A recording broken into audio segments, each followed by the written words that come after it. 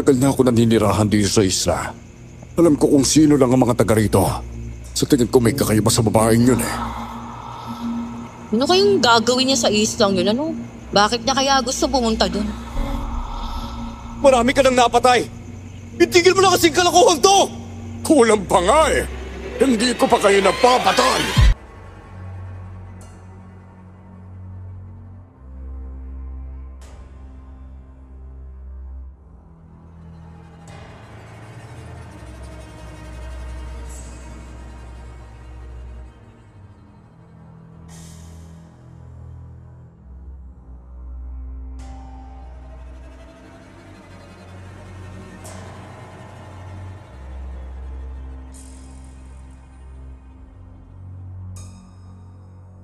Ng best friend ko.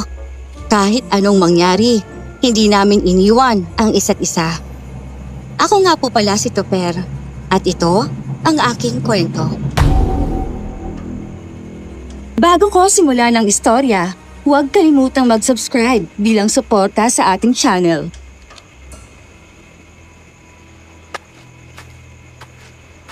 Oh, Mel, di ka pa ba uuwi? Wala pa akong gana, Topper. Gusto ko muna dito sa dalampasigan. Yang init-init kasi dito eh. Dito ko talaga tatambay. Oo, kesa naman umuwi sa bahay. Alam mo namang si tatay, sigurado akong lasing na naman yun. Puro reklamo lang maririnig ko. Naiirita lang ako. Eh di dito ko na lang magpapahinga niyan. Ano pa nga ba? Eh di parang gano'n na nga. Sumama ka sa akin. Eh bakit naman ako sasama? Ano meron?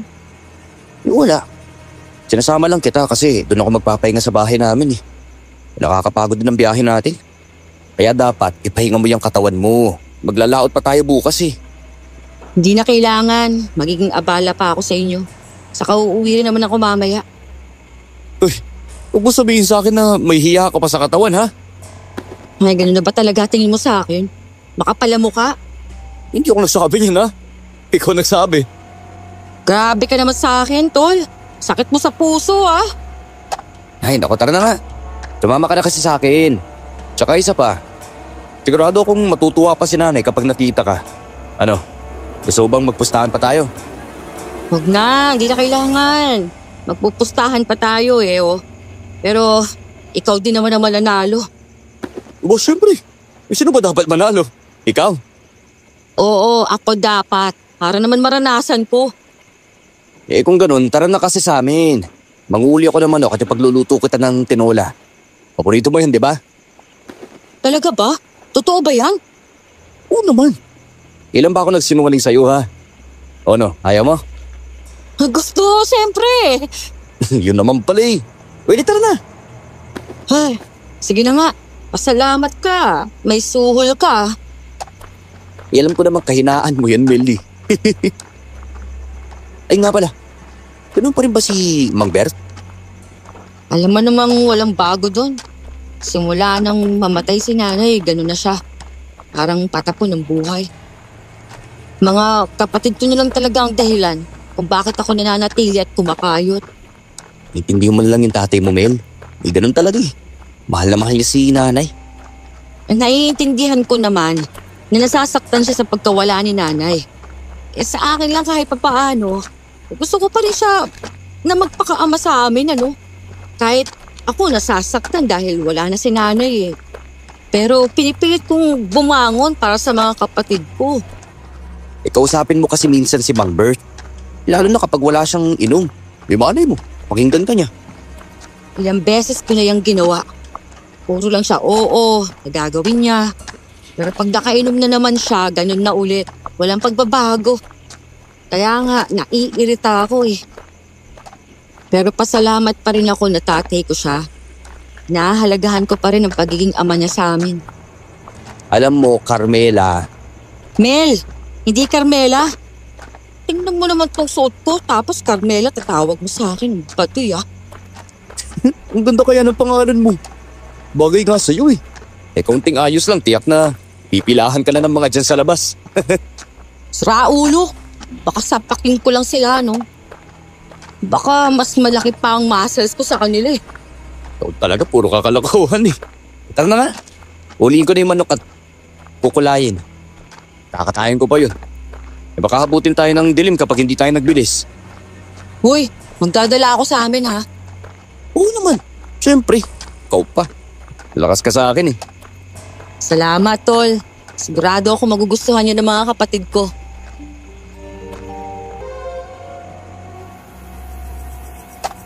Oh, Nay! Uy, nandyan ka na pala. Ano, kaya ka pala kauwi? Ngayon lang po. Hinahanap ko kayo at wala kayo sa loob eh. Nilinis ko lang itong mga halaman. Mukha kasing mamamatay na sila kailangan ko lang siguraduhin buhay sila. Nay, buhay na naman po yung mga laban nyo. Sa sobrang alaga nyo sa kanila araw-araw sigurado po kung hindi mamamatay yung mga yan. Tama po si Topper, Nanay Marcin. Ang gaganda nga po ng tubo nila oh. Carmela! Ay mabuti na pasyal ka. Nung nakaraan ka pa, hindi napunta dito. Sobrang abala lang po sa bahay, pati na rin po sa pagsama kay Topper sa laot. Yan din ang kwento sa akin itong si Topper Lagi nga kitang hinahanap sa kanya. Bakit naman po? Aha, kasi may ibibigay ako sa iyong mga bestida. Sigurado akong bagay yun sa'yo. Bestida talaga? May nakakatawa ba doon, anak? Wala po, Nay. Sa tingin ko nga po bagay na bagay kay Mel yung mga bestida. Di ba, Carmela? Yan mo, kahit si Topper sinasabing bagay sa'yo, mga bestidang ibibigay ko. Teka lang po Topper, di ba may gagawin tayo? May gagawin tayo?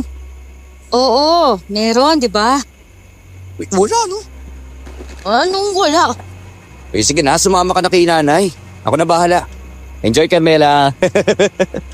Sumama ka na sa akin, Carmela, para masukat mo na ang mga binili kong bestida. Bagay yun sa'yo. Natawa na lang ako nang walang magawa si Mel nang hilahin siya ni Nanay papasok ng bahay. Tumingin pa sa akin si Mel no na humihingi ng tulong pero ngitian ko lang siya at inasar pa. Ayaw na ayaw kasi ni Mel na magsuot ng damit pang babae at minsan masiga pa nga sa akin kung maglakad yun. Kaya walang lalaking nagtatangkang manligaw doon dahil sa galaw niya. Habang tinatanggalan ko ng balahibo ang manok na kinuha ko, biglang may nambatok sa akin at paglingon ko sa aking likuran, nakasimangot sa akin si Mel. Pero natawa ako dahil sa suot niya. Nakabestida kasi siya pero mukha siyang siga sa labas. Halatang hindi niya rin gusto ang suot niya pero sigurado akong hindi na rin siya nakapalag kay Nanay. Aray, ba't ka nang babatok? Nangya ka? Di mo talaga ako tinulungan? Hinayaan mo talaga akong makuha ni Nanay Marsing Nakala mo naman may magagawa ako kay Nanay. Wala rin kaya no? At saka bagay naman sa'yo. Sino may tsura mo ngayon? May sobrang ganda, di ba? Baliw! Kung sapak kaya kita dyan. Ay naku, napakaseryoso mo naman at hindi ka mabiro. Ganito na lang. Panoorin mo na lang ako habang nagluluto ha. Binibining Carmel. Sige, ituloy mo yung sinasabi mo kung gusto mong pumutok yung uso mo sa akin ngayon. Sige na, tatahimik na ako. Ang sarap nitong luto nyo Amoy pa lang halatang mabango na. Siyempre naman, Nay. Hindi ako nagluto kaya sobrang masarap yan. Nga po pala. Magdadala ng tinola si Mel para sa mga kapatid niya. Oo naman, ayos lang. Sa sobrang dami nito, hindi rin natin mauubos. Carmela, dalhan mo mga kapatid mo Dalhin mo yung kalahati nito sa inyo. Ayos lang po kahit kaunti lang, Nanay Marcin. Nakakaya po kapag dinala ko lahat. Sa amin ka pa talaga mahihiya. Basta akong magbabalot.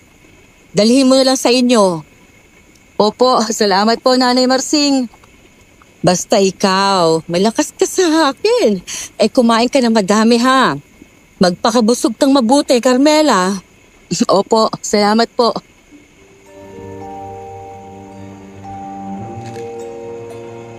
Pagkatapos nga namin kumain, inilagay na ni Nanay sa binalutan ng lahat na tirang tinola na ibibigay kay Mel. Ilang oras ding nanatili sa amin si Mel bago ito umuwi. Ihahatid ko pa nga sana siya kaso tumanggi na siya sa alok ko. Kaya wala na rin akong nagawa. Dahil na rin sa pagod, mas pinili ko na lang munang magpahinga. May biyahe kasi kami ulit mamayang madaling araw, dahil ang customer namin ay kukuha ng mga isda. Kaya madaling pa lang, parehas na kaming nasa tabing dagat ni Mel habang hinihintay matapos ang mga mangingisdang iakyat sa barko ang mga gagamitin nilang panghuli sa isda.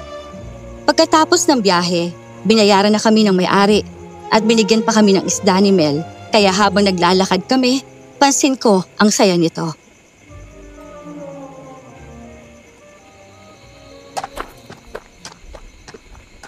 Kalahain mo yun, tiba-tiba tayo ngayon. May isda na, tapos may bayad pa. At dinagdagan pa ni Mang Raul. Bait talaga nun, no? Sinabi mo pa.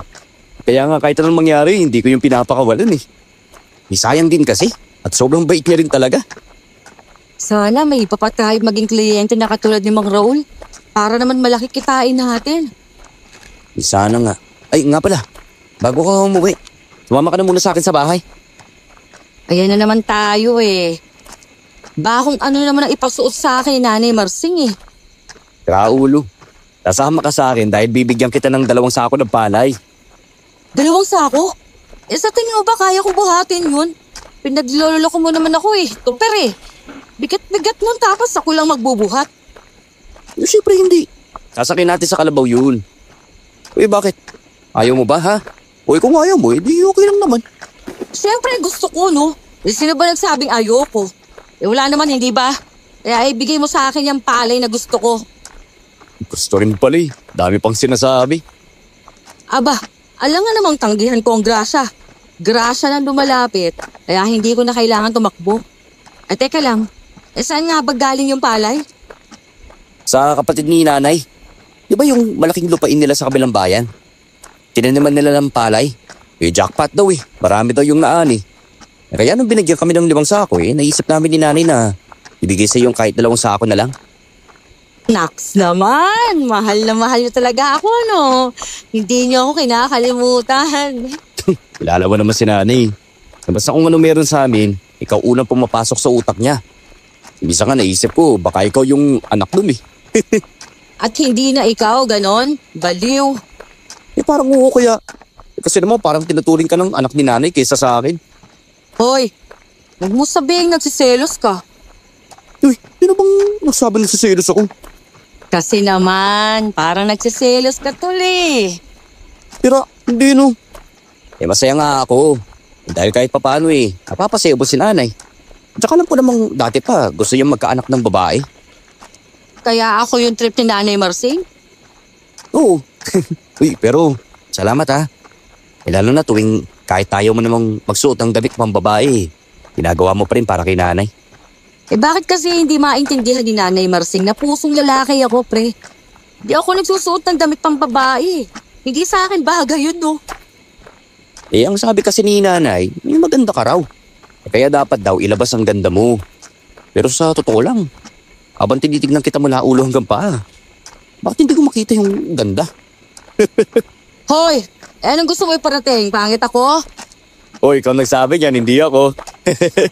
Pasalamat ka na ibibigay ka sa akin. Kung hindi, naku, baka natadyakan na kita dyan. Uy, mukhang may tao sa inyo ah. Tao? May 3 kabayong nakatali sa bakuran nyo. Kung sabihin, bigay rin ng tiyo mo yan. Uy, hindi no. Wala ka ba yung binibigay sa amin si Tio Gado eh? Hindi ko alam kung kanino yung mga yan eh. Tara na nga, para malaman natin kung sino yung mga bisita. Mabilis kami naglakad ni Mel para malaman kung sino ang bisita sa bahay. May 2 lalaking nasa labas ng pinto na siyang ipinagtaka namin ni Mel. At pagpasok namin, may kausap si nanay na isang lalaki. Mataba ito na may katandaan na rin na halatang mayaman dahil sa daming alahas na nasa katawan. Nakita rin kami ni nanay kaya naagaw namin ang atensyon niya at naglakad ito palapit sa amin na may malapad na ngiti.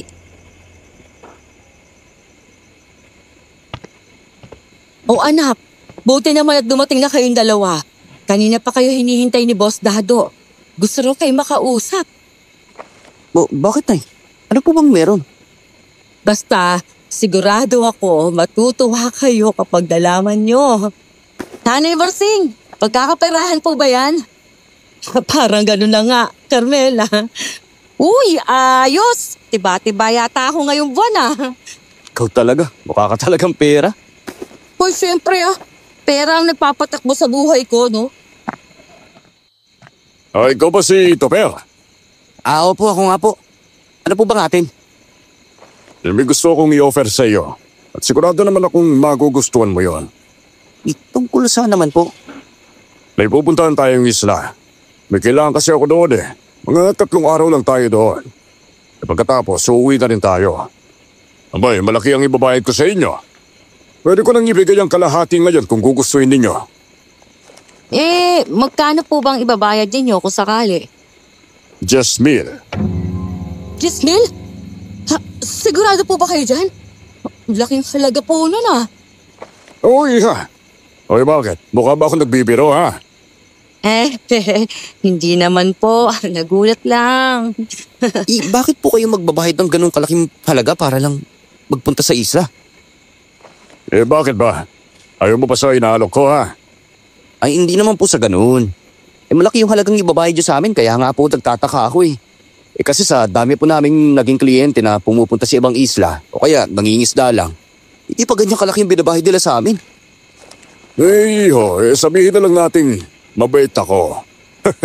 Kaya gusto kong tapatan ang paghihirap ninyo para madala ako sa islang tinutukoy ko. Pero kung ayaw nyo naman, di ayos lang. Hanap na lang ako ng iba. Teka lang po hindi pa naman po kami humihindi sa gusto nyo Stoy, ano ka ba? Manahimik ka nga dyan. 1 linggo pa. Kaya meron pa kayong panahon para magdesisyon. Huwag na kayong magkalala. Hindi kayo magsisisi na maging kliyente ako. Una na ako ha. Marami pa kasi akong gagawin Papupuntahin ko na lang dito yung tauhan ko. Para sila na mismo ang magtanong ng desisyon ninyo.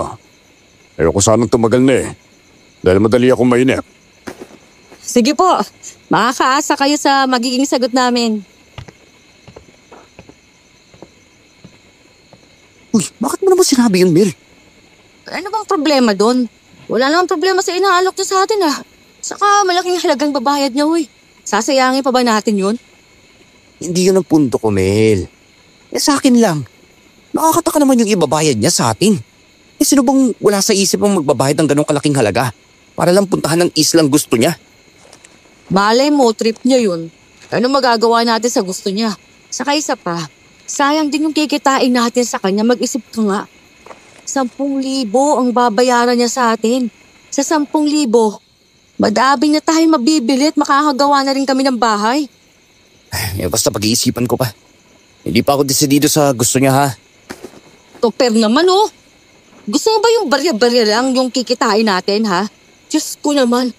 Nandiyan ka na nga. Mauna na ako. Uy, Mel! Di ba tayo tapos mag-usap? Mel! Hayaan mo munang lumamig ang ulo ni Carmela. Parehas kayong mainit ang ulo. May mali po ba sa gusto ko, Nay? Gusto ko lang naman po siguraduhin na hindi kami mapapahamak dun sa alok ng boss Dado na yun. Wala naman, anak. Sa totoo lang, mas maganda ngayon ang ginawa mo dahil gusto mo lang makasigurado bago ka pumayag sa alok niya.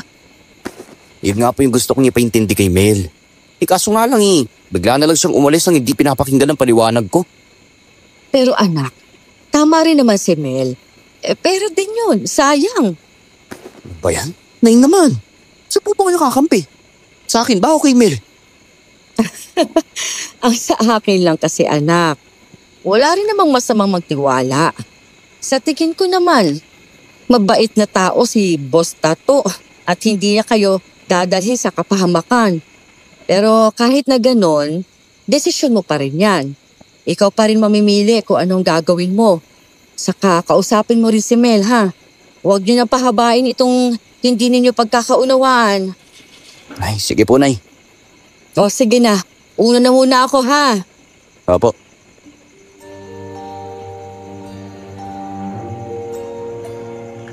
Dahil sa hindi naming pagkakaunawaan kahapon, buong maghapon niya akong hindi pinansin kahit nasa laot kami.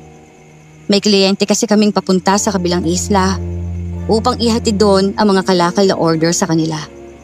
Sa tuwing gumagawi si Mel sa akin, hindi niya talaga ako pinapansin. Minsan nagsasalita siya pero hindi siya nakatingin sa akin. at mabilis din siyang umaalis. Kaya nang makauwi kami, pinilit ko talaga siyang makausap. Ayoko kasi nagtatampo siya sa akin at lalong ayoko na hindi kami nakakapag-ayos nang dahil lang sa hindi pagkakaintindihan.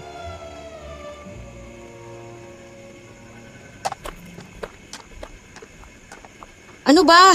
Uuwi na ako, tapos na naman ang trabaho, di ba? Gusto ko sana mag-usap muna tayo. Kahit saglit lang. Wala naman tayong dapat pag-usapan kaya para saan pa? Mel naman eh. Alam ko nagtatampo ka sa akin. Pakinggan mo muna kasi ako kahit saglit lang. Ako na ngayon nagsusumamo sa'yo na mag-usap tayo eh. Tingnan mo. Kasalanan ko pa? Ganon? Hindi naman yun ang ibig ko sabihin. Yung gusto ko lang sana, pakinggan mo ako kahit saglit lang. Huwag mo namang itaas sa init ng ulo. Ako pa talaga. Ate Mel! Ate! Hindi na ako nakapagsalita nang marinig kong boses ni Toto, ang kapatid ni Mel. Umiiyak itong tumatakbo na papalapit sa amin kaya pareho kaming nagtaka ni Mel. Anong problema to? Bakit ka umiiyak? Ate, si tatay sinugod sa ospital ngayon. Ano? Saang ospital? Sa kabilang bayan, ate. Toper, tulungan mo ako. Kailangan kong puntahan si tatay Parang ahawa mo na. Sige, isabihin muna natin to kay nanay ha. Para siya magbantay muna sa kapatid mo. Dahil sa sinabi ni Toto, agad kami nagtungong ospital. Malayo ang kabilang bayan dahil doon ang city na may private hospital. Pagkarating namin doon, ang tiya ni Mel ang sumalubong sa amin. Kita kong panlulumo sa mga mata ni Mel nang malaman niya ang sakit ng kanyang ama. Na-stroke ang tatay niya at kailangang ma-confine sa ospital. Malaking halaga din ang kailangan nila para sa pagpapagamot ng tatay niya. Bigla kong naalala ang alok ni Boss Dado sa amin at malaking halaga rin yon na makakatulong kay Mel. Dahil aligaga na rin si Mel, lalo na't iniisip niya ang down payment na kailangan para sa tatay niya. Nilapitan ko si Mel upang sabihin sa kanya ang plano ko. Mel, pwede ba tayong mag-usap? Nandyan ka pa pala. Pasensya na. Hindi na kita naasikaso sa sobrang daming problema. Hindi ko na alam ang uunahin ko. Laki rin kasi ng babayaran dito sa ospital Wala kaming ganung kalaking pera to pera. Naalala mo ba yung sinabi ni Boss Dado? Oo, bakit? Pumapayag na ako. Kung yun ang isa sa magiging paraan para mapagamot lang ang tatay mo. Sigurado ka ba? Di ba nag-aalangan ka? Emil, nag-aalangan ako, oo. Pero importante ito at kailangan nating mailigtas ang tatay mo. Kukunin natin ang kalahating bahay ni Boss Dado para mabahid mo na dito. At yung iba, upang bibili ng gamot niya ha. Salamat to pero sobrang laki ng utang na loob ko sa'yo. Salamat talaga. Ayos na, yung mahalaga, makukuha lang tayo ng pera ha. Huwag ka nang umiyak dyan. Magiging maayos din ang lahat. Ang tiya muna ni Mel ang nagbantay sa kanyang ama. Pupuntahan kasi namin si Boss Dado para sabihin kong pumapayag na ako sa alok niya. Kilala na rin naman si Boss Dado sa lugar nila kaya madali lang namin siyang napuntahan. Unang kita niya pa lang sa amin, kita ko na ang paggiti niya sa akin na para bang may ibig sabihin. Humit-hit muna ito ng tabako bago lumapit sa amin. Pagkatapos, sa harapan namin ibinuga ang usok. Kaya parehas kaming inubo ni Mel.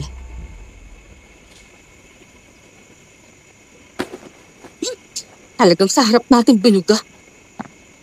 Anong kailangan ninyo? At pumunta pa kayo dito sa lugar ha? May tutulong ba ako sa inyo?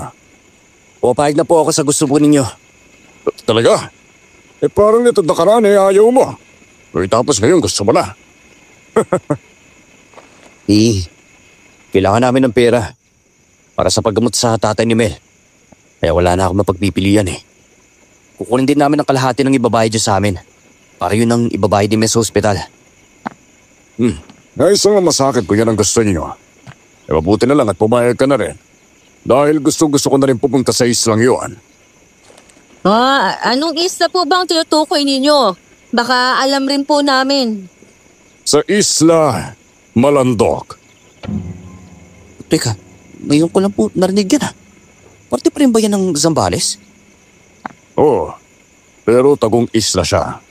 Isang isla na hindi alam ng lahat. Iilan lang ang nakakaalam sa isla na yon. At ilan lang din ang nagtatangkang pumunta doon. Parang nakakatakot naman po. Hindi po ba delikado ang pagpunta natin doon? Ano ba? Ako ang kasama ninyo. Kaya wala kayong dapat ikatakot. Isa lang naman ang sagot na gusto ko na makuha sa inyo. Kung sasama ba kayo o hindi. Ano? Hinihintay ko ang sagot ninyo. Gusto niyo ba o hindi? Pumapayag na po kami.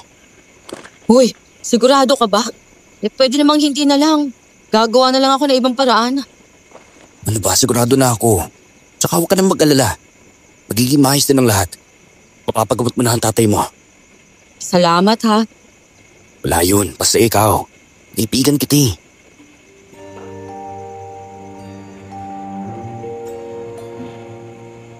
At pumayag na nga kami sa gusto ni Boss Dado.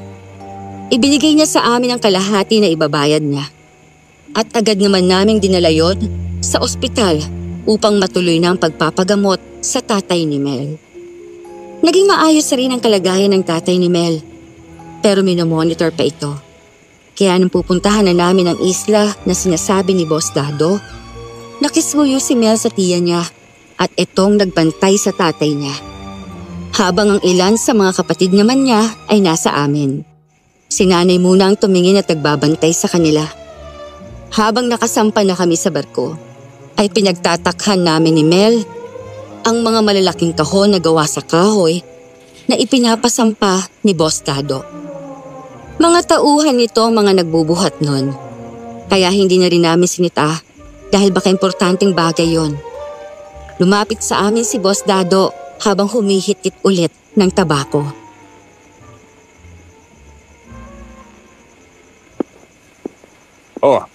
Kompleto na ang mga gamit at tauhan ko. Pwede nyo nang palandarin ng barko. Saka, naibigay ko na sa iyo ang mapa, tama? Ako po. At tukoy na rin po namin kung saan tayo pupunta. Pinag-aralan ko na po yun ng isang araw pa. Magaling. Kaya nga ikaw yung kinuha ko Dahil wala ako magiging problema sa iyo. Maraming salamat po. Ano bang hinihintay nyo? Palandarin nyo na to para makalis na tayo. Sige po.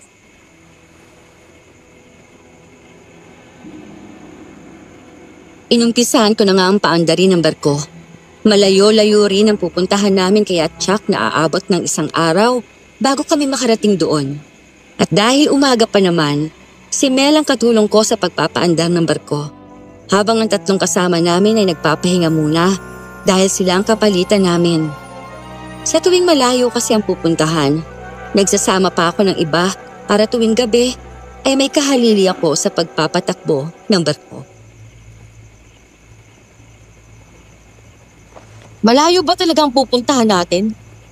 Oo Hindi ko pa rin masyadong tukoy. Baka mahirapan pa din tayong hanapin na.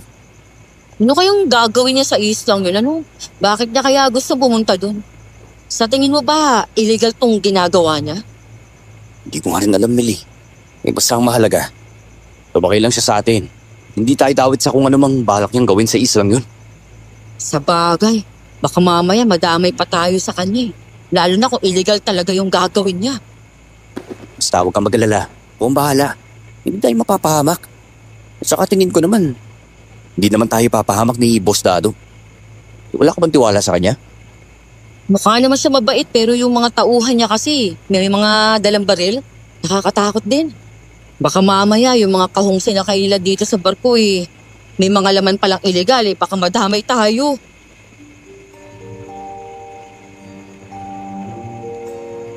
Sumapit na nga ang gabi na nasa gitna pa rin kami ng dagat. Tulog na rin si Mel noon habang ako naman ay nagpapaandar ng barko. May kasama rin akong isa na kahalili ko sa pagpapaandar nito. Bukod kasi kay Mel, may iba pa rin kaming kasama na binabayaran ko rin, lalo na kapag malayo ang biyahe. Habang tinitingnan kong mapa, ay may naamoy akong sobrang sangsang at masakit sa ilong. Para itong patay na hayop na naaagnas na. Parehas pa kaming napalingon ni Daniel sa likuran dahil biglang may gumalaw doon. Nagpaalam ako sa kasama ko na titignan ko muna yon at iniwan ko muna siya sa timonan, kung saan naroon ang controls na engine ng barko, pati na rin ang kompas. Kinuha ko ang flashlight upang tingnan ang paligid. Ngunit wala naman akong nakita. Babalik na sana ulit ako sa kasama ko nang magulat ako dahil biglang may sumugod sa akin. Isang nilalang na parang aso ngunit kakaiba ang anyo nito. Nakabaliktad ang mga paa niya na palapit sa akin habang ang likod naman ito'y nakayuko. Mahaba ang buntot nito na parang latigo. Payat ang katawan pero mahaba ang tainga. Ang balat naman nito ay tuyo at kulay abo. At ang mga mata naman niya ay kulay pula na parang nagliliyab.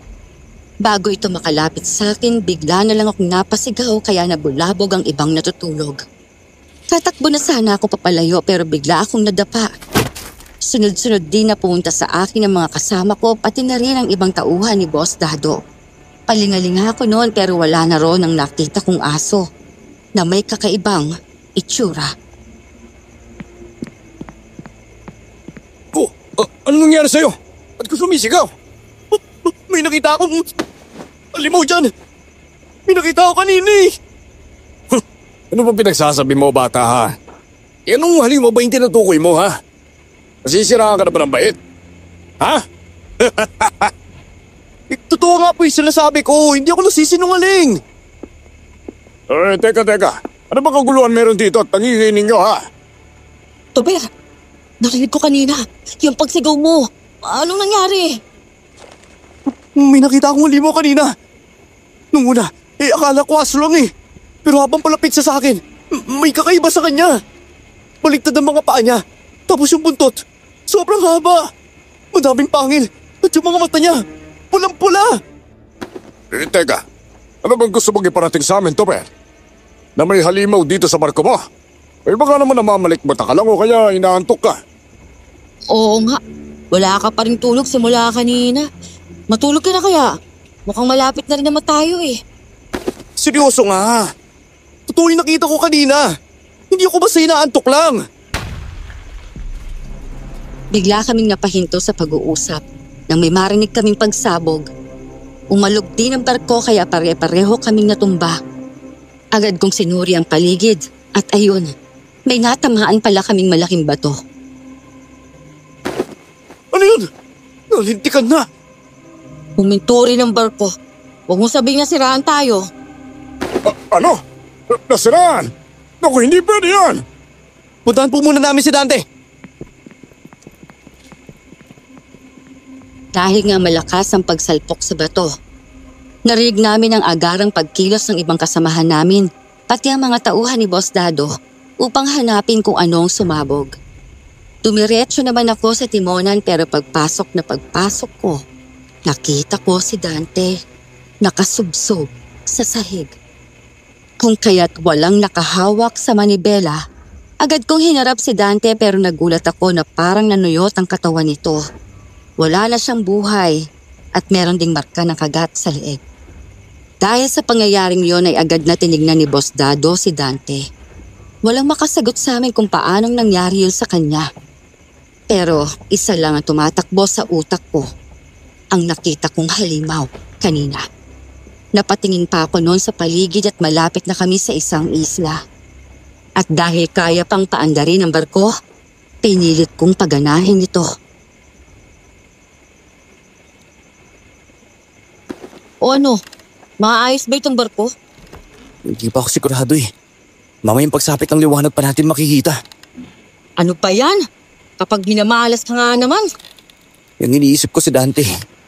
Hindi ko alam kung paano ko ipapaliwanag sa pamilya niya ang nangyari dito eh. Sigurado ko magagalit sila. Kahit naman tayo eh. Hindi natin alam kung paano nangyari yun sa kanya. Hoy, bakit ang lalim ang iniisip mo dyan? Naalala mo ba yung sinabi ko kanina? Nung nakita kong halimaw? Paano kung pinangumatake kay Dante? Baka delikado ang buhay natin dito. Ay, anong gagawin natin ngayon? Hindi tayo makakauwi agad dahil sira ang barko eh. Baka umabot pa na ilang araw to bago tayo makauwi. Mamamatay tayo sa gutom. Ay, nako. Hindi ko na alam kung anong gagawin natin eh. Gulong-gulo na ako sa nangyayari. Matulog ka muna. Mamaya na lang natin to isipin lahat. Sigurado ako, magiging ayos din ang lahat tulad ng lagi mo sinasabi. Tama ka siguro. Kailangan ko rin magpahinga. Susubukan kong ayusin ang barko pagkagising ko ha. Ay, buti naman naisip mo yan. Sige na, ako muna ang bahala dito.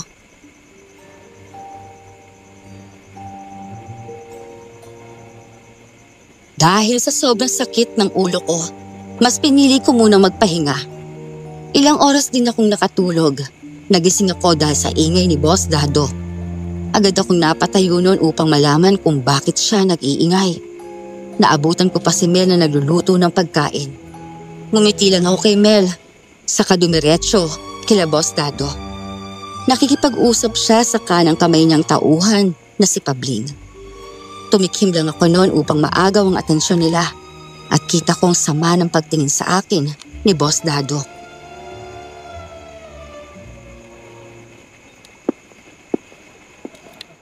Oh, mabuti naman at gising ka na. Kanina pa kita gusto magising eh. Kasayo ng kaibigan mo. Pasensya na po, Boss Dado. Sumakit lang po kasi yung ulo ko kanina kaya natulog po muna ako. Hindi ang katwiran mo ginihingi ko. Alam mo naman binayaran ko kayo para dalhin ako sa islang tinutukoy ko, ha? Pero nung kapalpakan ito nangyayari, ha? Boss Dado, pasensya na po talaga. Gagawin ko naman po ng paraan eh. Ayusin po namin yung barko. Talagang dapat yung gawan ng paraan yan. Alam mo ngayon ako nauubos ang oras ko sa wala lang eh. Oo po, naintindihan ko po. Sa lalong madaling panahon, gawan mo to ng paraan, ha? Kung hindi, malilintikan ka sa akin. Pabling, tara na. Oo po, boss. Sama naman ang Boss Dado na yun. Hindi na ba naiintindihang nasira nga? Ano magagawa natin kung sira? Iyahan mo na lang. Ay, may responsibilidad naman talaga natin tong barko eh. Ayusin na lang natin to. Ano pa nga ba? Mabuti na lang sa malapit na pangpang na tayo na pahinto. Dahil kung nasa mismong gitna tayo, tsak, lunod tayong lahat. Sinabi mo pa. Pero yan si Boss Dado, sa tingin ko, lulutang yan. Huh? Paano mo naman sabi? Mataba kasi siya. Ikaw talaga. Nagawa mo pa talaga magbiro eh. Nagsasabi lang ako ng totoo eh.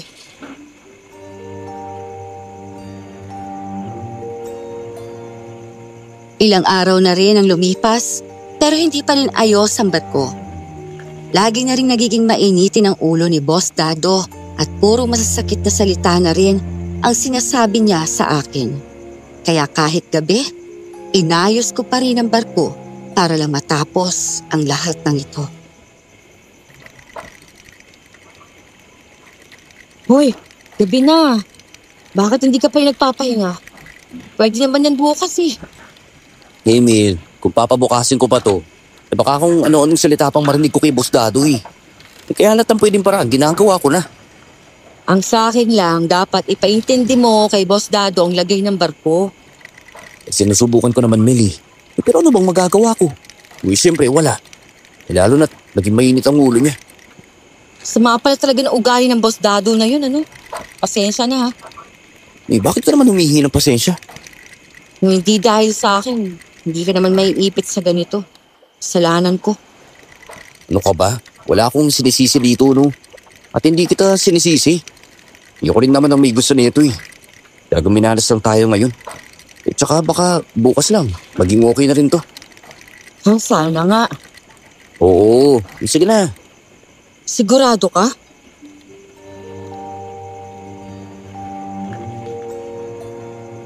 Pagkaalis ni Mel, itinuon ko na lang ulit ang atensyon ko sa pag-aayos sa barko.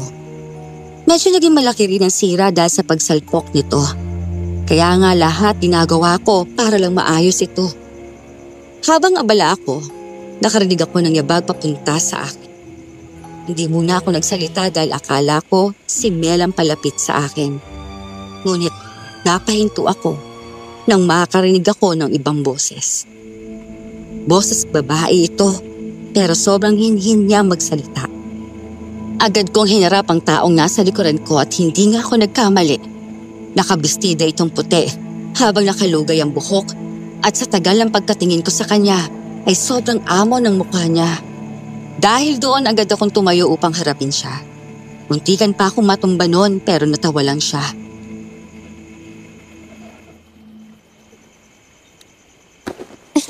Pasensya na. Nagulat ba kita? Hindi naman. Teka lang, sino ka ba? At bakit ka nandito? Ako nga pala si Felisa. Isang mangingisda.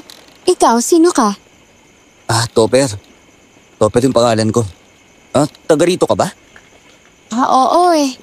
Pero malayo pa dito ang tirahan namin. Napupunta lang ako dito kapag gusto ko. Nagtaka lang ako kung bakit may tao dito eh. Nasiraan kasi kami ng barko. Kaya kailangan naming huminto para maayos muna yun. Kaya pala. May kilala ka ba na marunong mag-ayos ng barko? Magbabayad kami. Yun ang problema. Walang marunong mag-ayos ng ganyang barko dito sa amin eh. Hindi kita matutulungan tungkol dyan. Ilang araw na ba kayo dito? Matatalong araw na rin eh. Mauubusan na rin kami ng pagkain kung mananatili pa kami dito. Kung tungkol naman sa pagkain, meron naman ako magagawa. Hayaan mo, bukas na bukas magdadala ako dito ng pagkain dito sa inyo. Talaga? Gagawin mo yun? Oo naman, bakit hindi? Kasi hindi mo kami kilala pero tinutulungan mo kami. Wala namang masamang tumulong sa kapwa, diba? Lalo na kung kaya mo naman. At saka tutulong lang naman ako eh. Wala namang mawawala sa akin kapag ginawa ko yun. O siya, una na ako Kailangan ko na kasing umalis. Hindi ka ba magpapakilala sa mga kasamaan ko? Nako, hindi na kailangan. Kahit bukas na lang. Kailangan ko na kasing umalis eh. Sige una na ako. Sige.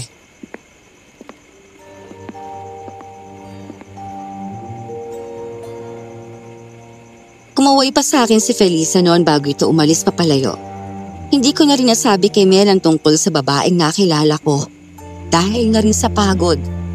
Kinabukasan, maaga ko ulit inayos ang barko pero hindi pa dumarating ang tanghali nang marinig kong muli na nag-iingay si Boss Dado. Wala nang nakaimbak na pagkain para sa amin. Agad akong lumapit sa kanila upang pakalmahin ang sitwasyon. Pero masama naman akong tiningnan ni Boss Dado. Susuntukin pa nga sana ako nito nang may biglang nagsalita. Kaya't naagaw nun ang atensyon ng lahat. At sino ka naman ha? Bakit nandito ka? Nandito po ako para po magdala ng pagkain sa inyo. Sa tingin ko po kasi kailangan niyo po to eh. Pagkain? Boss, hindi na tayo magugutom dito. Ano ka ba, nag-iisip ka ba ha? Hindi pagkain ang kailangan ko. Kung hindi ang maayos ng barko para makapunta tayo sa Isla Malandok. Ano pong gagawin niyo sa islang yun? Bakit? Ano bang pakialam mo at nagtatanong ka pa ha? Delikado po kasi ang islang yun eh. Walang nagtatangkang pumunta doon. Dahil kuta po yun ng mga aswang. Pwede niyo pong ikapahama kung itutuloy niyo po yun. Aswang? Oo. Kaya kung ako sa inyo, huwag niyo nang tangkain pumunta doon dahil delikado. Alam mo kung hindi ka tatahimik, malilintikan ka talaga sa akin. Uy, Boss Dado, babae po yan. Huwag po kayo manakit ng babae. Isa ka pa eh. Sumasakit ang ulo ko sa inyo. Ayusin mo na lang kasi itong barko. Opo. Ay, naku! Nabubulsa talaga ako sa matandang baboy na yun eh. Kung di lang siya malaki, baka natadyakan ko na yun. Emil, hayaan mo na yun. At huwag mo nalang patulan. Paano hindi papatulan na yan sa masama na ugali? Basta hayaan mo na lang. Amon niyo ba yun? Hindi. Kliyente lang. Binayaran niya kami para puntahan yung Isla Malandok. Huwag niyo nang tangkain pumunta doon. Delikado, maniwala kayo sa akin. Paano naman naging delikado dun? Dahil nga maraming aswang doon. At baka hindi na kayo makaalis ng buhay kapag nagkataon. Totoo ba yung aswang? Pinagloloko mo ba kami ha? Maniwala kayo sa akin. At totoo ang sinasabi ko. Ano bang pakay niya sa lugar na yon? Alam niyo ba? Hindi eh. Wala naman siyang sinabi. Kaya ba ganun kalaki ang halagang binigay niya sa atin?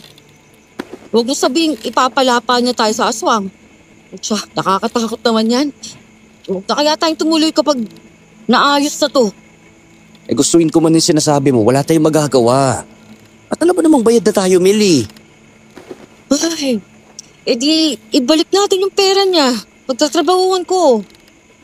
Ano ba? Alam mo namang hindi ganun kadaling kitain ng pera, Millie. Pero pag-isipan niyo pa rin ang sinabi ko Dahil delikado ang pupuntahan yung lugar. Oo. Salamat sa paalala mo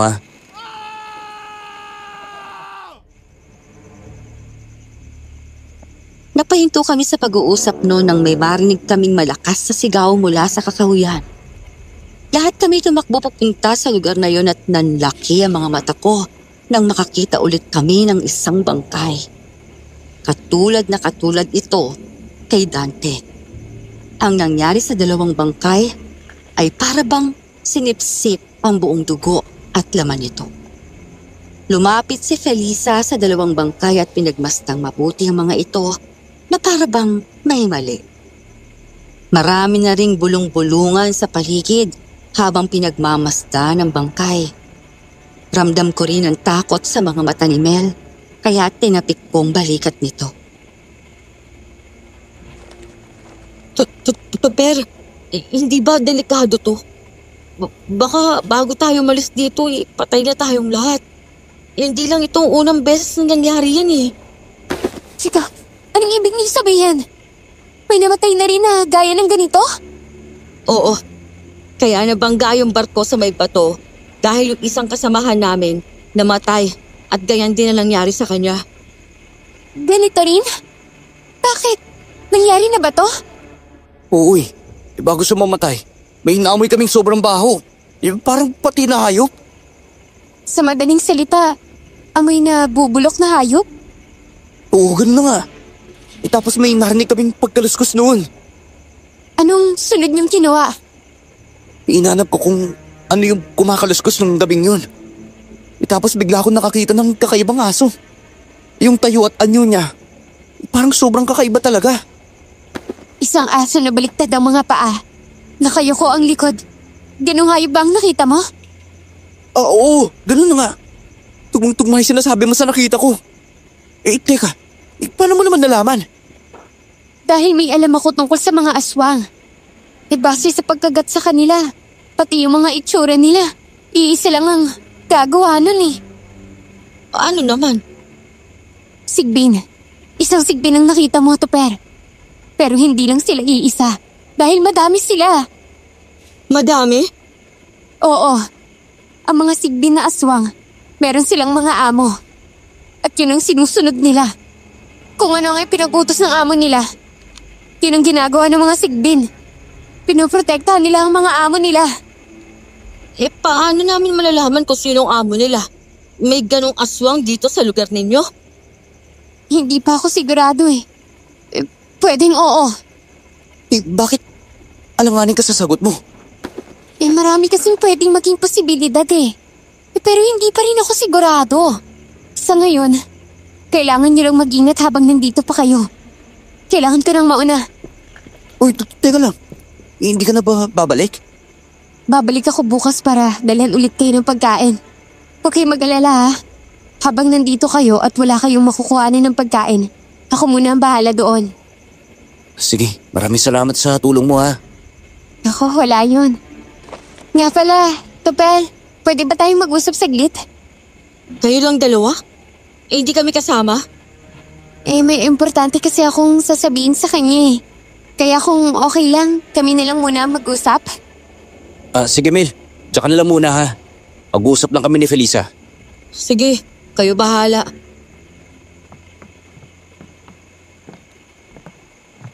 Tungkol sa ba yung gusto mong pag-usapan natin, Felisa? May problema ba? Kailangan niyong mag-ingat. Baka nasa paligid niyo lang ang mga sigbin eh. Baka nga mamaya, kasamahan niyo pa eh. Kasamahan namin? Oo, yan ang sa tingin ko. Pero hindi pa rin ako sigurado eh. May alam ka bang pwedeng maging posible sa tinutukoy kong tao? Sa ngayon, mahirap pang magbintang Felice eh. Pero salamat na rin at sinabi mo yun ha. Gusto ko lang naman kayong mag-ingat. Naiintindihan ko yun. Salamat rin sa babala mo ha. Sige, una na ako. Hoy, nung pinag-uusapan nyo, Wala yun. anong wala? Tignan mo nga yung reaksyon mo. Mukha kang nagulat. Ano nga pinag-uusapan nyo? Bawal malaman? Wala yun, ikaw naman. Ako lang yun sa mga dadalhin niyang pagkain sa atin para bukas.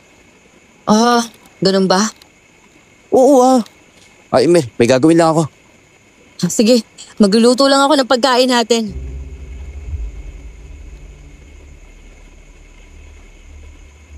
Ayoko mang magsinungaling kay Mel pero wala muna akong balak sabihin sa kanya yon. Ayoko lang kasing mas mag-iisip pa siya nang dahil sa problemang kinahaharap namin. Alam ko marami nang iniisip si Mel lalo na at wala pa kaming balita tungkol sa ama niya. Kaya hanggang sa kaya kong ilihim sa kanyang lahat ay gagawin ko. Dahil na rin sa sinabi ni Felisa, hindi na naalis yon sa utak ko. Hindi rin ako makatulog dahil binabagabag ako. Ilang beses na rin akong nagpaikot-ikot sa tinutulugan ko para lang dapuan ng antok. Pero hindi pa rin tumatalab. Kaya naisip kong tumayo na lang at lumabas para makaamoy ng sariwang hangin. Pumunta ako sa may tabing dagat kung saan may malalaking bato. Doon muna ako tumambay para makapag-isip-isip sa mga pwede kong gawin. Ilang minuto rin ang itinagal ko doon nang bigla akong nakarinig ng pag-uusap ng dalawang tao sa hindi kalayuan. At dahil nasa tagong lugar ako, hindi nila mapapansin na nandun ako. Nakita ko si Boss Dado na kasama niya ang dalawang tauhan niya. Tiningnan kong mabuti ang mga hayop na nasa likod ni Boss Dado. At habang papalapit ng papalapit ang mga ito kay Boss Dado, ay mas lalo kong nakikitang mabuti ang mga hayop na nasa likod nila. Sisigaw na sana ako na may biglang tumakip sa bibig ko at pilit niya akong pinatago. Nang laking mga mata ko noon nang makita ko si Felisa at tinatapat niya ang isang daliri niya sa bibig nito. Dahan-dahan kong muling sinilip si Boss Dado at nagulat ako sa mga sumunod na mga pangyayari. Inutusan ni Boss Dado ang mga hayop na atakihin ang dalawa sa mga tauhan niya. Nanginginig ang mga paa ko noon habang nakatingin sa kanila. Si Boss Dado naman ay parang sobrang nasisiyahan sa kanyang nakikita. Pagkatapos, hinila ni Boss Dado papunta sa tubig ang dalawang namatay na tauhan nito. Umalis si Boss Dado nang hindi man lang kami napansin. At yung mga kasama niyang hayop, yon ang nakita ko bago pa masira ang barko. Ba't ka nandito? Dahil sinusubaybayan ko kung sino ang amo ng mga sigmid. Ibig sabihin, si Boss Dado ang amo nila? Delikato kayo sa kanya. Inuunti-unti niya ang mga tauhan niya. Pwedeng kayo rin ang mapahamak. Uy, anong gagawin namin? Isama mo na lang kaming sa inyo. Kailangan namin makatakas dito eh. Sa ngayon, umakto lang kayo na walang nalalaman para hindi kanya mahalata agad. Sa dulo ng islang to, doon ko kayo hihintayin. Isama mo ang mga gusto mong isama. Tutulungan ko kayo makatakas. Sige, salamat Felisa. Wala yun. Sundin mo na lang ang sinabi ko. Ganun pa rin ang gagawin ko bukas. Pupunta ako dito at magdadala ako ng pagkain nyo. Doon ko sasabihin ang magiging plano. Sige na, bumalik ka na doon at baka mahalata pa nun na wala ka sa tulugan mo. Dahil sa inutos si Felisa, agad akong pumunta sa tulugan ko. Tingnan ko muna mabuti kung may nakakakita ba sa akin. At nang matiyak kung walang ibang tao, dali-dali na akong naglakad. Papasok pa lang sana ako nang bigla akong nagulat sa paglabas ni Mel. At kahit ito ay nagulat rin sa akin. Nanlaking mga mata ko nang makita ko si Boss Dado na dadaan sa pwesto namin. Kaya agad kong hinigit si Mel papasok sa loob. Tinakpan ko rin ang bibig nito at sabay higa sa higaan ko. Bagamat takang-taka si Mel, hindi ko pa rin inaalis ang kamay ko sa pagkakatakip sa bibig niya. Pinagpawisan ako nang marinig kong paghinto ni Boss Dado sa tapat ng tulugan ko. Sinenyasan ko lang si Mel na huwag maingay at nakinig naman ito sa akin. Nakahinga ako na maluwag noon nang maramdaman kong wala na si Boss Dado at siya ko lang pinakawalan si Mel. Agad na tumayo si Mel at tiningnan ako ng masama. Ano ginagawa mo, ha? Bakit may pa ganun? Hoy, huwag mong sabihin sa akin type mo ko. Uminahon ka nga, Mel. Ano ba pinagsasabi mo? Nakala ko ba pusong lalaki ka? Baka lang kasi hindi yun malinaw sa'yo. Pero ano bang meron, ha? Bakit parang takot na takot yung mukha mo? Ipapaliwanag ko sa'yo ang lahat pero huwag ka munang sisigaw dyan, ha? Baka may makarinig sa atin eh. Mahirap na. Ano bang tinutukoy mo? Saka, sino naman ang makakarinig sa atin? May ibang tao ba dito? Basta makinig ka na lang sa akin. Sigurado rin ako na magugulat ka sa sasabihin ko. Tungkol saan ba yan? Huminga muna ako ng malalim. Tingnan ko na mabuti sa mata si Mel. Alam ko magugulat siya kapag nalaman niya ang lahat ng nakita ko. Pero wala na akong balak pang itago sa kanya ang lahat. Dahil yun ang nararapat. Kinukwento ko isa-isa kay Mel ang lahat. At kita ko sa mga mata niya ang gulat pati na rin ang takot. Ilang beses pa siyang nagpaikot-ikot na hindi na makatingin sa akin.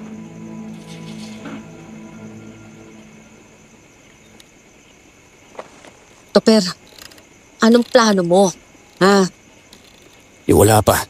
Hindi ko pa nga alam eh. Hanggang ngayon, nag-iisip pa rin ako. Tumakas na lang tayo. Ano?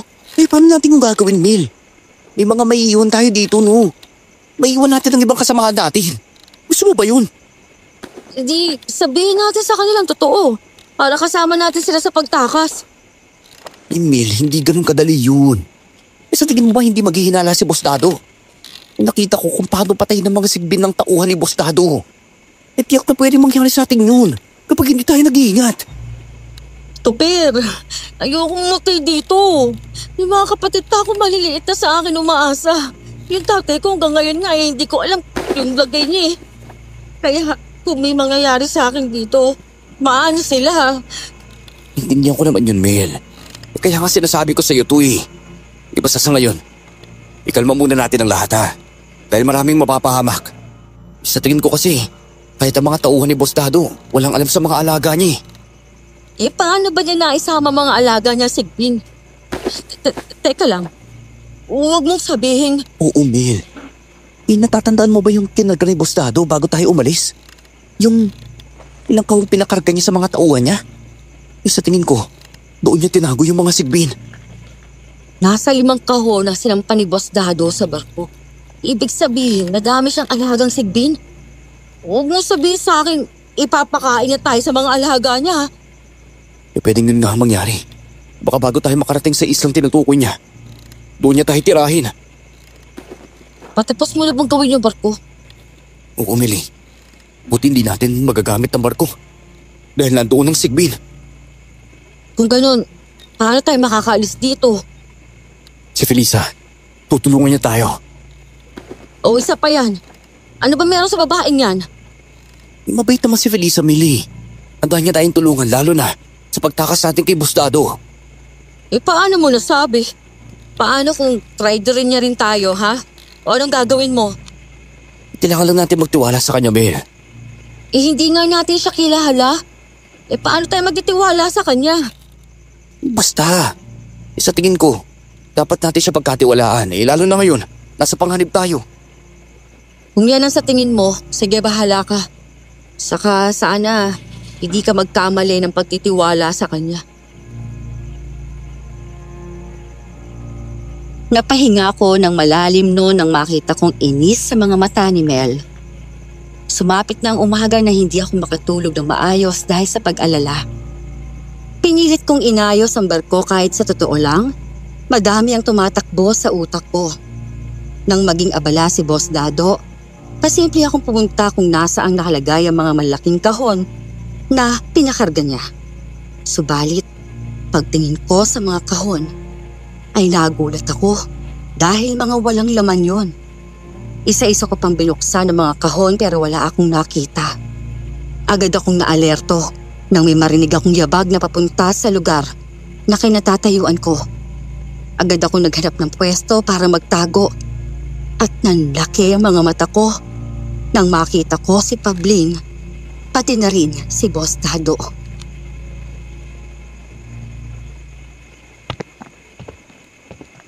Reset naman oh. Malapit na pong matapos ng barko. Opo boss. Ano po bang plano ninyo? May inaisip na po ba kayo? Kilala mo ako, Pabling. Marami pa akong magiging alas at plano. Hindi sila makakaalis sa islang to. Dahil lahat sila, ipapapatay ko sa mga alaga ko. Ay nga pala boss. Nasaan nga pala sila? Bakit wala sila dito sa kahon? Yung mga alaga ko pa yung tinutukoy mo, ha? Opo, Boss Dado. Bakit wala sila dito sa mga kahon nila? Nandyan lang yan sa mga tabi-tabi. Pinakalat ko lang muna sila. Baka sakaling may tumangtong tumakas eh. Alam na nilang gagawin nila. Walang makakalis ang buhay dito sa isla. Lahat sila mamamatay. Teka, bakit niyo po ba ito ginagawa, boss? Ano po ba yung dahilan? Basta huwag ka na magtanong. Mayuko sa lahat yung tanong ng tanong eh. Masyadong pakilamero. Baka susunod ikaw yung pakain ko eh. Pasensya na po, boss. Sige na! Gawin mo na yung trabaho mo. Siguraduhin mong hindi tayo matatakasan ng kahit sino. O kahit yung dalawang magkaibigan na yon. Paano naman po yung dalagang napunta dito sa atin, boss? Anong gagawin ninyo sa kanya? Isa pa yan eh. Kung ba siya galing at napunta siya dito sa isla? Ano pong ibig niyo sabihin, boss? Matagal na ako naninirahan dito sa isla. Alam ko kung sino lang ang mga taga rito. Sino kaya siya? Sa tingin ko may kakaiba sa babaeng yun eh. Ano pong gagawin niyo sa kanya, boss? Ako na bahala sa kanya. Sigurado ako na hindi niya magugustuhan ang gagawin ko sa kanya. Sa bawat naririnig ko sa kanila ay hindi ko maiwasang manginig ang mga tuhod ko sa takot. Pinigilan ko talagang paghinga ko para lang hindi nila ako maramdaman. Ang lahat pala ng nangyayari ay sinadya ni Boss Dado. Pero para saan? Anong mapapala niya sa ginagawa niya? Pagkaalis nila Boss Dado, saka lang ako lumabas. Tiningnan ko pa ang buong paligid at nang matiyak na wala na nga sila, ay saka ako nagpatuloy sa aking paglalakad. Si Mel, ang siyang agad na una kong nilapitan at nagulat pa ito sa bigla kong pagsulpot.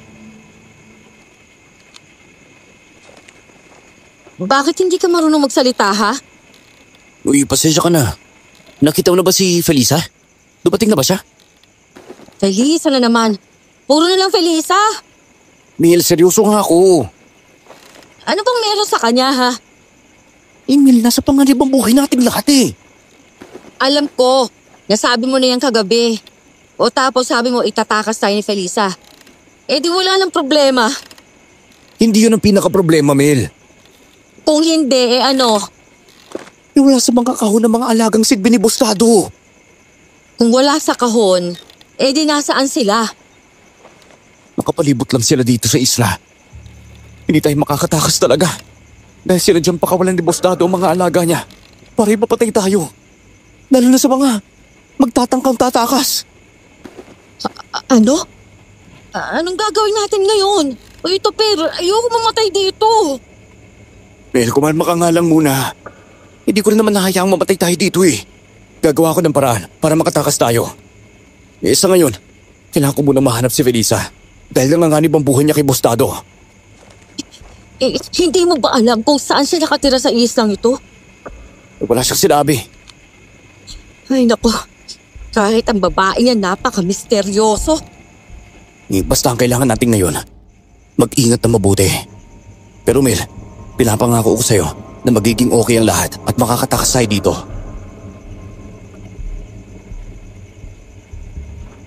Maghapon naming hinintay ni Mel si Felisa. Ngunit malapit nang maggabi pero hindi pa rin siya dumarating. Hanggang sa magulat kaming parehas ni Mel nang marinig namin sumisigaw si Boss Dado. Dahil doon, sabay kami lumabas ni Mel upang alamin kung ano na ang nangyayari. Nanlaki ang mga mata ko. Kita ko sila Boss Dado na may ginagapos sa isang puno. Isang tao na may kalahating buntot at puro kaliskis ang katawan nito. Tiningnan ko yung mabuti at nagulat ako dahil kahawig na kahawig niya si Felisa. Nang mahagip kong atensyon niya, doon ko lang nasiguro na siya nga si Felisa. Nagtatawanan sila Boss Dado habang tinitignan si Felisa. Mas lalo akong nahirapan ngayon dahil kung tatakas kami, kailangan din naming maitakas si Felisa. Nagsalita pa noon si Boss Dado, kaya nakuha niyang interes ng lahat, lalo na at patungkol kay Felisa. Aking mga kasama! Kilala niyo ba ang isang nilalang na ito? Siya lang naman ang nagpunta dito sa atin. Gusto ko bantayan ninyo mabuti. Dahil pagdating natin sa atin, ibebenta ko siya sa isang aliwan. Sigurado akong tiba-tiba tayo dito. Alam mo ba ito? Hindi. Ngayon ko lang din nalaman yun eh. Anong gagawin natin ngayon? Sino tutulong sa atin? Mel, gagawa ko ng paraan ha. Mag-iisip ako.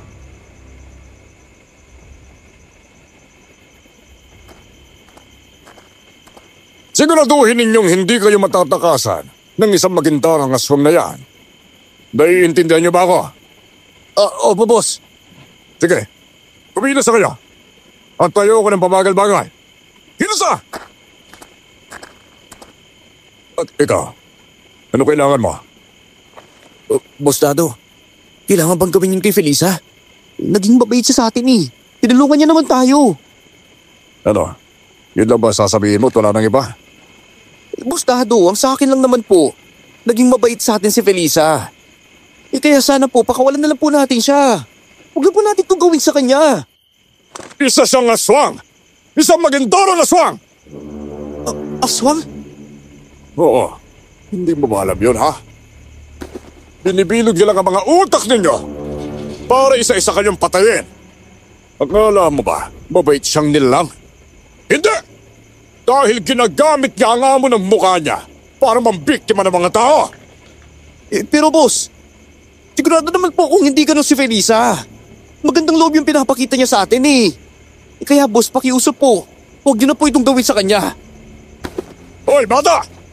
Alam mo ba kung anong ayaw ko sa lahat, ha? Yung sinusuway ang sinasabi ko. Subukan mo siyang patakasin. Di siguraduhin kung papatayin ko kayo ng kaibigan mo. Gusto mo ba yun? Ha?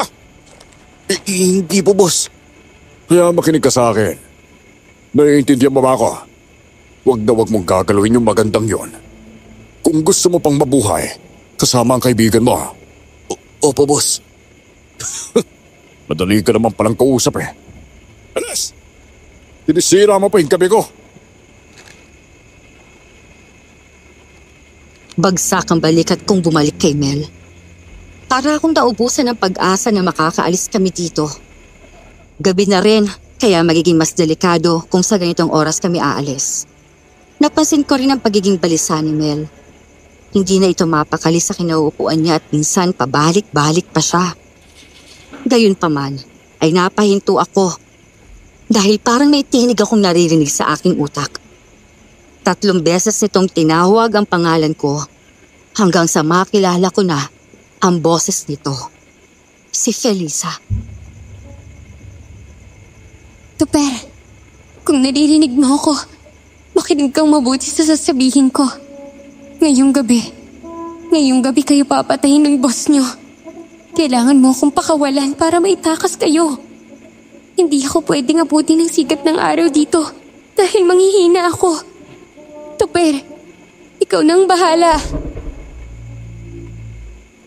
Uy, ano nangyayari sa'yo? Bakit ka tulala dyan? Tapos namumutla ka rin. May masama bang nangyari?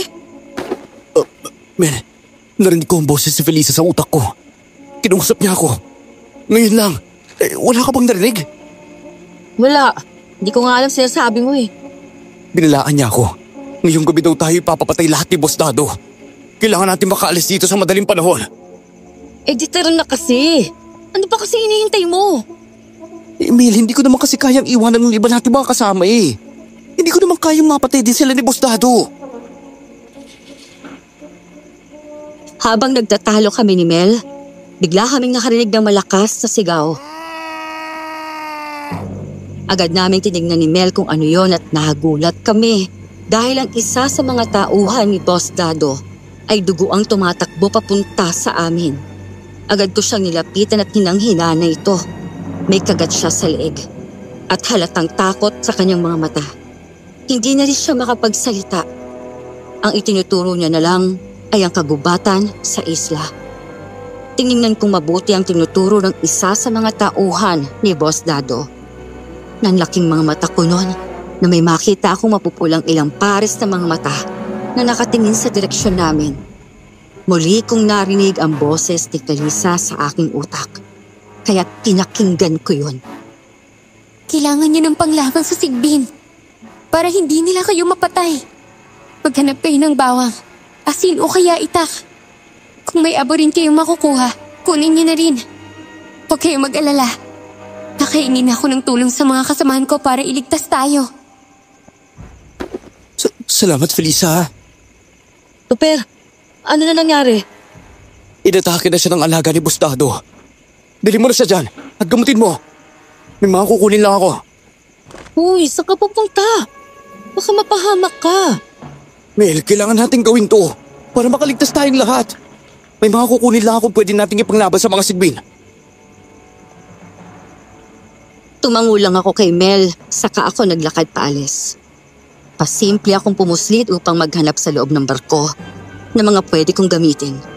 Pinuntahan ko pa kung saan nakatagong malaking samurai na pinamana sa akin ni tatay. Binilisan ko na rin ang pagkilos ko para makabalik ako agad kila Mel. Pero napatigil ako nang biglang humarang si Pabling sa dinaraanan ko. Nakangisi pa ito habang tinitignan niya ang mga dala ko. Napalayo pa ako nun sa kanya sapagkat alam kong gulo lang ang dala niya sa akin. Lalo na at kasabwat niya si Boss Dado.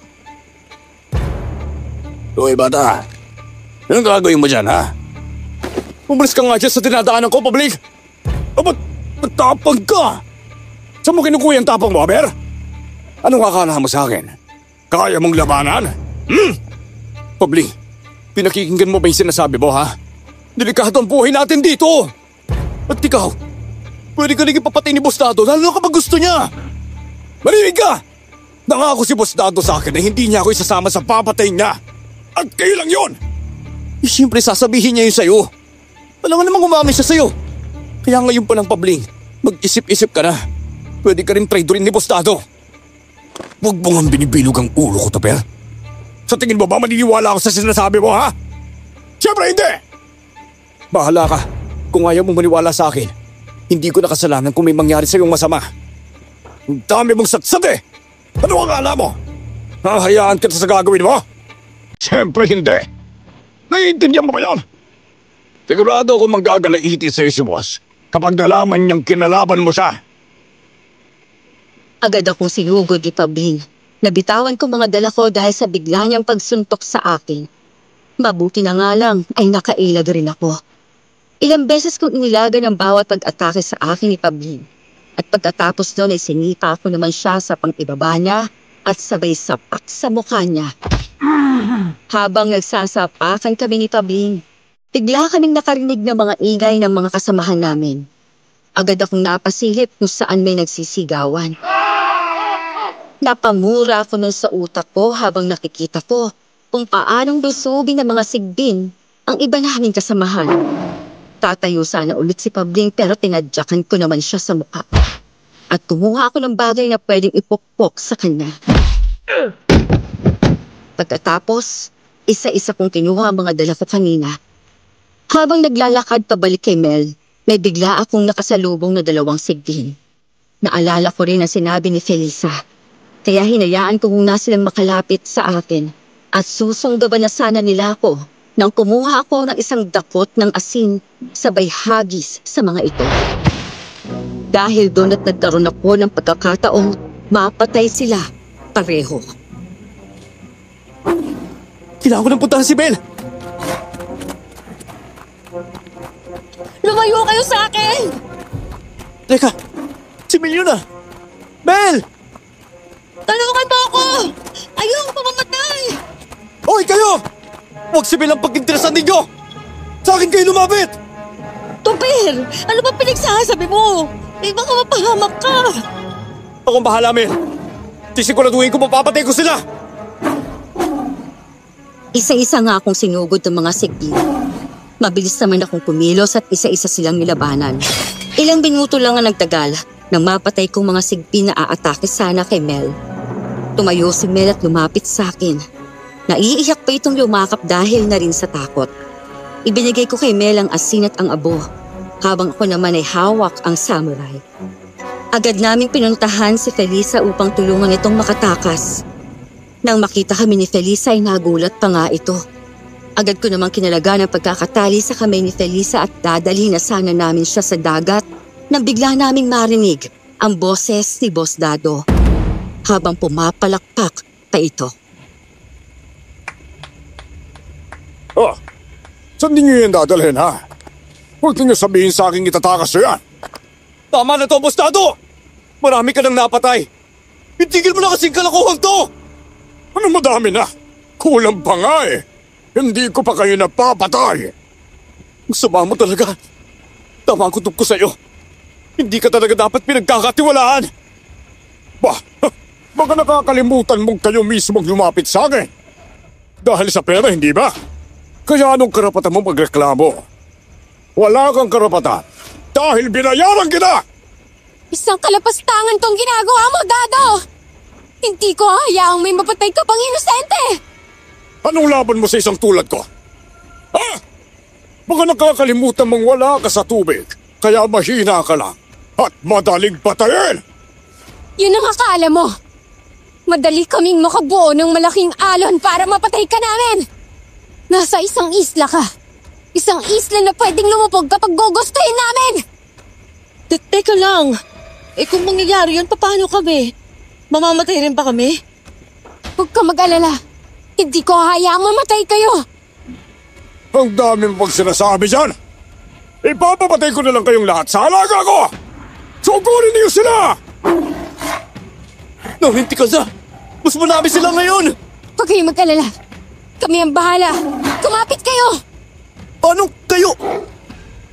Hindi ko na natapos ang sinasabi ko noon nang maramdaman kong tubig sa paanan ko na tumataas.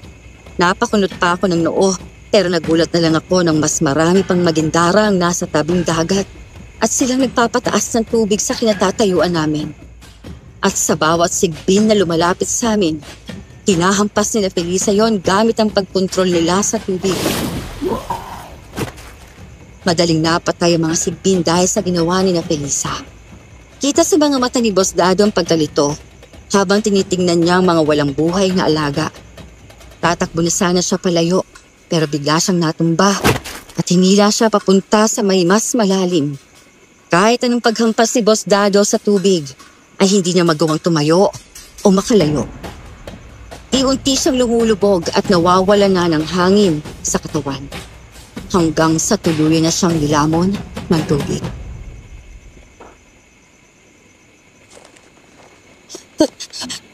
Tapos na ba? Hindi na ba tayo mamamatay? Tapos na, Mel. Hindi mo na kailangan mag-alala. Ligtas na tayo? Oo. Hanapin niyo kung sino ang nakaligtas. Oo, sige. Kami na bahala.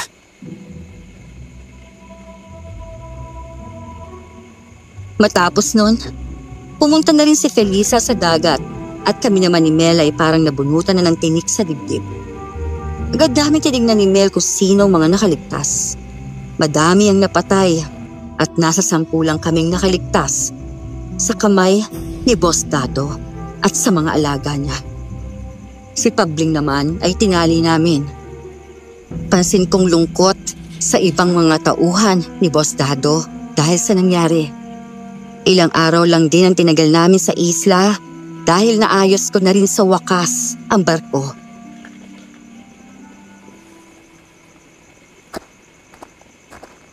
Ayos na pala ang barko mo.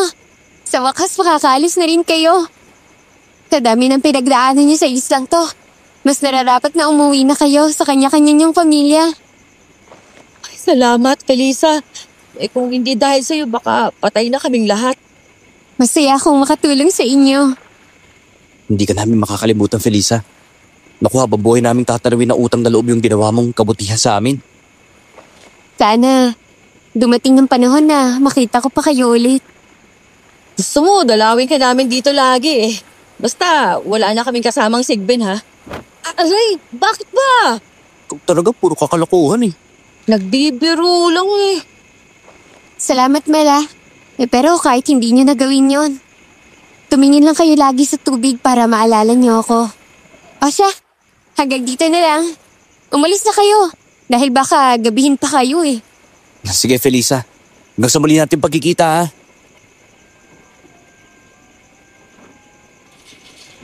Nagpaalam na kami ni Mel kay Felisa. Habang papalayo ang barko ay isang malalim na buntong hininga ang binitiwan ko sa pagtanaw sa islang tinigilan namin. Dala-dala namin ang ibang bangkay na nabiktima ni Mang Dado. Pagkarating namin sa aming lugar, ay nagtagulong lahat, lalo na nung ibaba na namin isa-isa ang mga bangkay. Madaming nagtanong kung anong nangyari. At nasagot nila Mel ang iba pero madaming nagalit at umiiyak, lalo ng mga kaanak ng mga yumao. Nagulat na lang rin ako noon na may biglang yumakap sa akin at nang pagtingin ko, si Nanay. Diyos ko, akala ko hindi ka nababalik, anak. Sobrang nag-alala ako para sa'yo. Natakot akong baka na-aksidente na kayo. Lumubog yung barko niyo. Diyos ko, salamat po at ligtas ang anak ko. Nay, pwede ba yun? Hindi ko pa kayo kayang iwan, no? Siyempre, mahal na mahal ko po kayo. Kaya ginawa ko po yung lahat para makaligtas eh. Dahil gusto ko kayong balikan. Habang tinitignan ko si Nanay na umiiyak, hindi ko na rin maiwasang mahawa sa kanya. Para akong binigyan ng pangalawang buhay. Nahagip din ng mga mata ko si Mel na yakap-yakap ang kanyang ama. 2 linggo at 3 araw rin pala kaming nawala. Ang sabi ni Nanay, marami raw nagtangkang maghanap sa amin pero hindi nila kami nakita. Kaya akala nilang lahat ay napatay rin kami. Sa tuwing nasa tabing dagat kami ni Mel o maglalaot, lagi naming naaalala ang nangyari sa amin. Isang masalimuot at kakaibang karanasan. Isang alaalang hindi namin makakalimutan kahit kailan. Sana ay kapulutan ninyo ng aral ang aming paglalakbay. Hanggang dito na lamang po ang aking kwento. At maraming salamat sa pakikinig.